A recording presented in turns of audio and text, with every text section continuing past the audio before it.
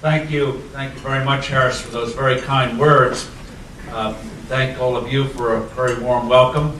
As I said downstairs, I'm very appreciative of my free lunch. I say we don't have that, but I'll take it when I can find it. And I want to congratulate both the state of Utah and Zions Bank for moving ahead at a time when people feel that there's a new normal, that is sluggish growth, high unemployment. That's actually the new abnormal. It is not a natural state of affairs. I'm delighted that Utah is showing that with the proper kind of policies, allowing people to move ahead, with sensible rules of the road, by golly, people will find ways to move ahead. And Harris pointed out about advice. It reminds me of a favorite saying of my grandfather: you make more money selling the advice than following it. Full disclosure for anything I say about the economy. If any government regulator are here, yes, SEC. I'm good.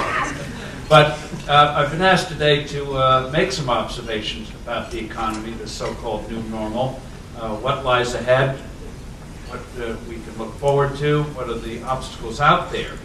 And I think that this year the U.S. economy will move ahead, probably in real growth terms, about 3.5%. The reasons are not hard to fathom.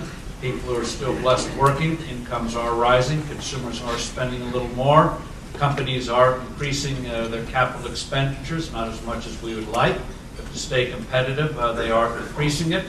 Jobs are being created. There'll be about 2.5 million, I think, net new jobs this year. Asia is growing, which is a good market for the U.S. The financial system is starting to liquefy a little bit in terms of business loans. However, when you look at past recoveries, this is about the worst recovery from the severe recession in American history. Or like an automobile, 2 years ago we were stalled. Now we're going about 35, 40 miles an hour when we're quite capable on the superhighway of going 70, 75 miles an hour. And that leads, of course, to the basic questions: why? Why aren't we doing better? So what's gone wrong this time? What's gone wrong? There are several things. One is, and I'll start with it since I want to get it out of the way before you fall asleep, is the most boring subject in the world: monetary policy, interest rates, Federal Reserve. Ben Bernanke, you say those words and people's eyes start to get heavy. But in terms of, just think of monetary policies, you would an automobile, truck, whatever it is you drive. You can have a magnificent vehicle, but if you don't supply it with enough fuel, you stall. Too much fuel, you flood the engine. Right amount, you have a chance to move ahead. Same is true of monetary policy. The Federal Reserve does not supply enough liquidity to meet the legitimate demands of the marketplace. You're going to hold the economy back. You're going to stall the thing. If you print too much money, create too much liquidity, you get the economic equivalent of flooding the engine, which makes you stall. If you have the right amount, you have a chance to move forward. The blunt truth is, and I can say it, since the early part of the last decade, unfortunately the Federal Reserve has been on something of a bender. It has been printing too much money, and it's continuing it to this day with what they call QE2, quantitative easing 2. Some of you may, I don't think any of you here are old enough to remember the QE2, the ship, which has been scrapped. Well, this QE2 should be scrapped as well. And the blunt truth is, in terms of money, a weak dollar means a weak recovery. Money is created by you doing things with each other. And all government does is ratify what people are doing together. That's why you have to say legitimate needs of the marketplace. And how should the Fed know whether it's doing its job right or wrong? It is very simple. GOLD. For over 3,000 years, gold has been the best barometer of monetary disturbances. Now, economists have been taught it's a barbarous relic and all that kind of thing. But it's a great, great barometer in terms of whether you're doing it too much or too little or the right amount.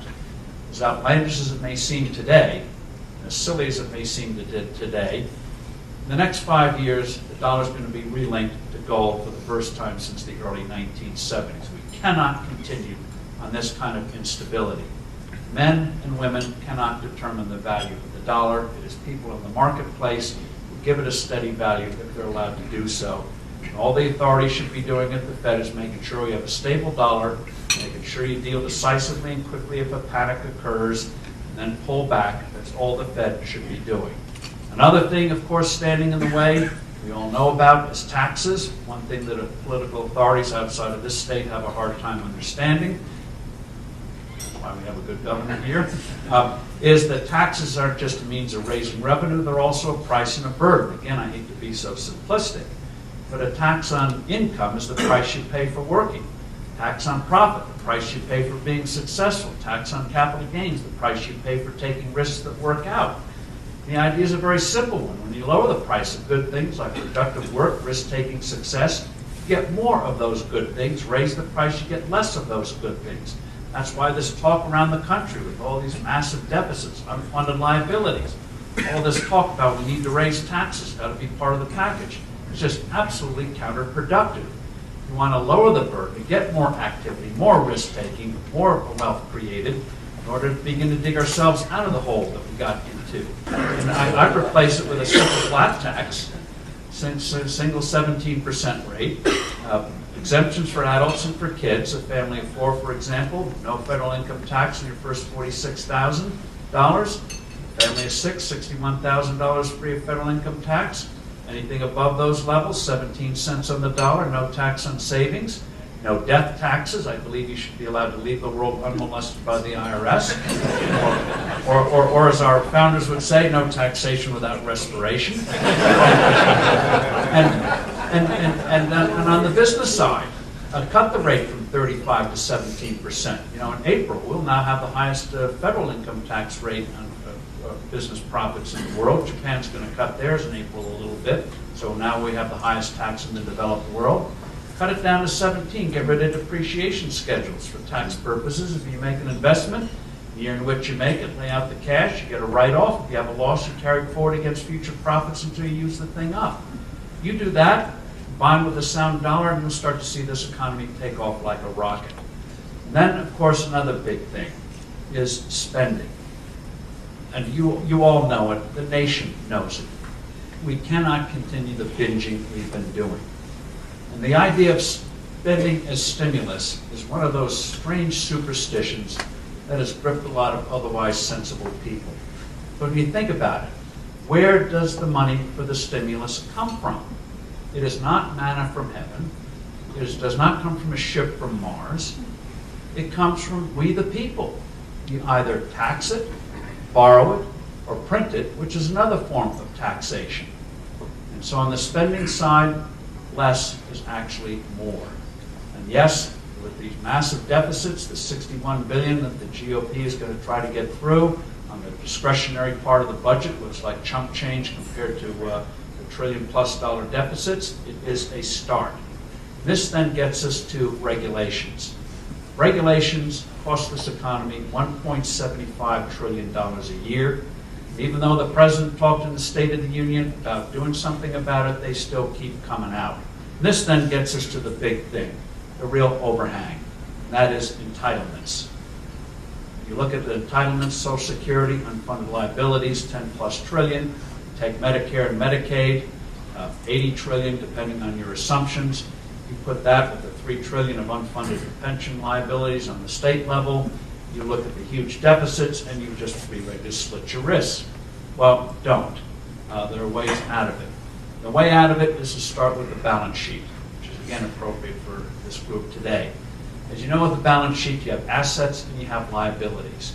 The amazing thing is in this country, despite all that's happened in recent years, if you take what the American people own, all of their assets, houses, cars, dogs, goldfish, financial assets, bank CDs, stocks, bonds, mutual funds, all financial assets. Add everyone's assets up together, household assets. Then subtract out what people owe on mortgages, personal debts, leases, credit card debt, everything else. American households are still plus $55 trillion, more than the rest of the world put together. And so, and if you take gross assets of American households, it's about 75 trillion. If you start to do a few things right, in terms of this economy.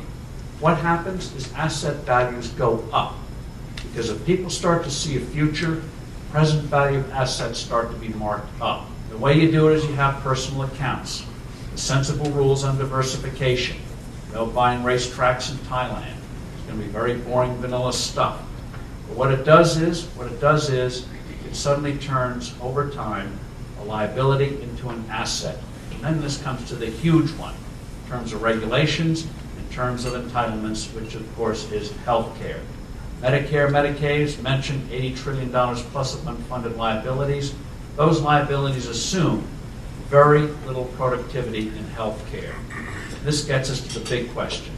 Why in the world do we have a health care crisis in this country, and indeed in other countries around the world?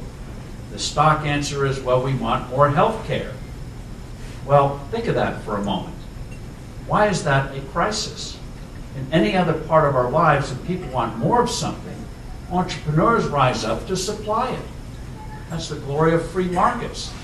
But it's a crazy quilt system that is obviously not functioning the way it should financially. And the reason why is we don't have free markets. We have a disconnect between providers and consumers. Well, how do we start to get there? Well, among other things, you allow nationwide shopping and health insurance. Real competition. I live in New Jersey. We have the most crazy regulations, along with New York and a handful of other states. So policies are horrifically expensive. I can get in neighboring Pennsylvania a virtually identical policy at half the price I can in New Jersey, but it's illegal. I can buy a car in Pennsylvania, a house in Pennsylvania, open a bank account in Pennsylvania, can't buy the insurance. Get nationwide shopping. You'll start to see real competition, real reforms in insurance. You know, that crazy gecko you see on TV peddling car insurance, he'll be out there peddling health insurance as well. I can save you 15%, give you more. And how about on taxes? If you're a business, you get a tax deduction. If you're an individual, unless you're self-employed, you pay with after-tax dollars, equalize the tax treatment. How about real tort reform? How about removing barriers to health savings accounts? How about making it easier for small businesses or people to pool together to buy the insurance? All these basic things. When you start to do that, you'll get real productivity in health care. People coming up with new ways to deliver it and more and remove these artificial barriers we were talking earlier about doctors. Government restricts the number of doctors we train in this country by Medicare removing funds from training hospitals, teaching hospitals. Been doing it since the mid-90s because they try to figure out how many doctors we needed. Let people figure out how many docs we need, not government bureaucrats. So bottom line in terms of the economy, right now we're moving, but not as fast as we should. People know there are very serious problems out there. The dollar, taxation, regulation, health care, very, very serious problems that if not tended to are going to really put this country in a bad condition, which is bad for civilization. When this country gets in trouble, the world is in trouble. We saw that in the 1930s, saw it again in the 1970s. So we got to get strong again, because when we're strong, the world moves forward. And so it can happen again, will happen again. We started to see it happen a couple of months ago. So it's going to be a messy process. It's not going to be a smooth one. I think we are in the direction. We're going to do again, even in a more glorious way, than what we did 30 years ago, when this nation in decline went into ascendancy again. It was good for us and for civilization. Thank you.